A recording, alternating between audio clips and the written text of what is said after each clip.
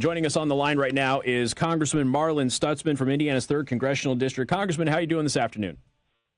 Hey, I'm doing great, Casey. Great to be with you this afternoon. I appreciate the time. I apologize about not picking up. The Gene Hackman stuff broke, and we're not paying attention to the call screener, so I'm glad that you were still able to get on with us. So that's our fault. I apologize. No worries.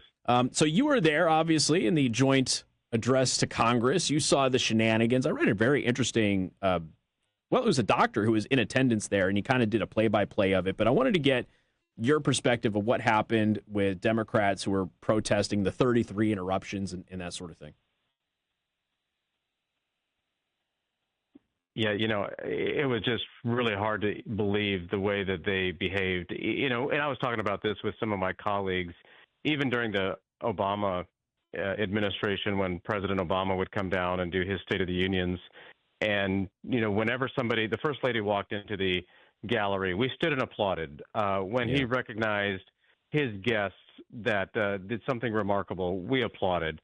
I'm glad to see that there are constituents that are catching Democrats as they go home this weekend and telling them how embarrassed they are that they behaved the way that they did. I mean, honestly, Casey, it was like, it wasn't even high school. It was worse because it's actually adults intentionally behaving like that, and it's really the worst behavior in politics I've ever seen. Well, there's politicking, I guess, but you've got DJ there. You've got all of these angel parents that are there. You've got all these people that everyone should be cheering for, or should be honoring, or should be celebrating, or at least embracing, and the Democrats didn't do any of that. Of course, that leads, Al Green, he stands up, and he gets thrown out, and the censure vote on that, and then Democrats breaking out in song after he was censured. But you also had 10 Democrats join with Republicans and say, no, this is not acceptable. Yeah, and as I was just watching them, with their signs and their paddles, obviously, the Democrats know right now they don't have a leader that's leading the Democrat Party. They aren't sure exactly what issues they should be focused on. In fact, right after the election, when they were caucusing, they were doubling down on whether boys should be playing in girls' sports. They can't even agree on that issue. But I think the far left of their conference has really taken over the messaging. It's totally fine. We were talking about this with Joe Wilson. In fact, Joe Wilson, if you remember, he was the one that blurted out, "You lie," to President Barack Obama during one of the State of the Unions. He called and apologized to the White House and to the president for doing that. And he said, you know what, that was a mistake. In fact, his wife, funny backstory, his wife called him after the State of the Union, and she was like, what idiot said, blurted out something. He was like, honey, that was me. So he was in trouble with his wife. Oh, that's funny. But, that's how we behave, and knowing that there still has to be respect for the institution.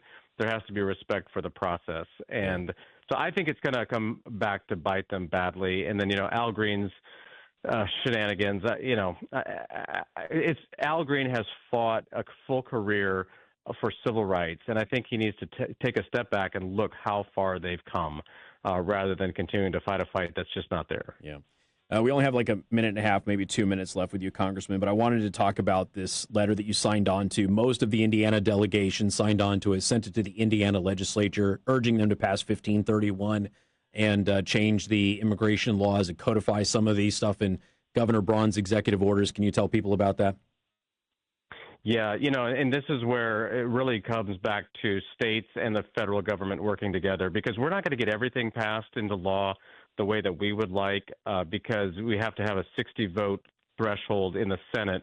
And then, of course, our majority in the House is very, very narrow to begin with. And so we're saying, to the states, and it's not going to be just on this issue, it's going to be on other issues as well, that we need the partnership between the federal government and the state government to address this issue on illegal immigration and benefits. And it's going to go on. The list is going to go on. So, of course, Governor Braun is a great leader on this issue, is working hand in hand with President Trump. And I know that our Attorney General Todd Rokita has taken this issue very seriously. The legislature has taken this issue very seriously, and I'm just glad to be a part of the group from our state that says, look, the state has to take action as well, and we support you guys doing it. Well, Congressman, I know you got another media hit. I apologize about our error a little bit earlier with the breaking news, but we still appreciate you making time for us. And I want to do this. If we can get it like every 2 weeks, I'll reach out to your team, see if we can set up a regular thing and get you every 2 weeks or so and give us some updates from what's happening in the House. Absolutely. Happy to do it. Thanks, Casey. Thank you so much, Congressman. Do appreciate your time this afternoon, and we'll talk to you next time. Congressman Marlin Stutzman, Indiana's 3rd Congressional District, with his take on what happened at the joint address